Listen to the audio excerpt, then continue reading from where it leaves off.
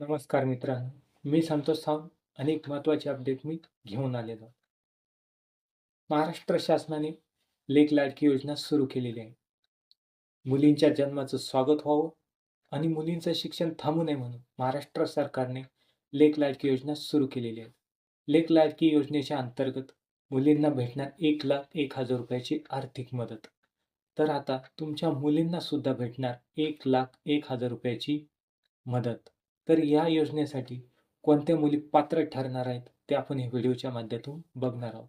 तर तुम्ही पण या योजनेसाठी पात्र ठरणार आहात का? तर ह्या व्हिडिओमध्ये नक्की बघा. तर या योजनेसाठी कोणत्या मुली पात्र ठरणार आहेत? ज्या मुलींचा जन्म 1 एप्रिल 2023च्या नंतर झालेला आहे.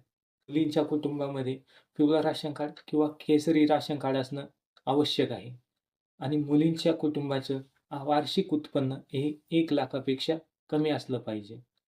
एक लाडकी योजनेचे पैसे कधी आणि कसे मिळणार? तर या योजनेचे पैसे तुम्हाला 5 हप्त्यामध्ये मिळणार आहेत.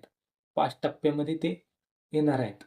तर पहिला हप्ता ज्यावेळेस तुमची मुलीचा जन्म होईल त्यावेळेस तुम्हाला ₹5,000 पहिला हप्ता तुमच्या अकाउंटला जमा होणार आहे. आणि दुसरा हप्ता ज्यावेळेस तुमची मुलगी पहिलीमध्ये जाईल त्यावेळेस तुम्हाला ₹6,000 दुसरा हप्ता जमा होणार आहे. आणि तिसरा हप्ता ज्यावेळेस तुमची मुलगी 6वी जाईल तेव्हा तुम्हाला ₹7,000 तिसरा हप्ता जमा होणार आहे.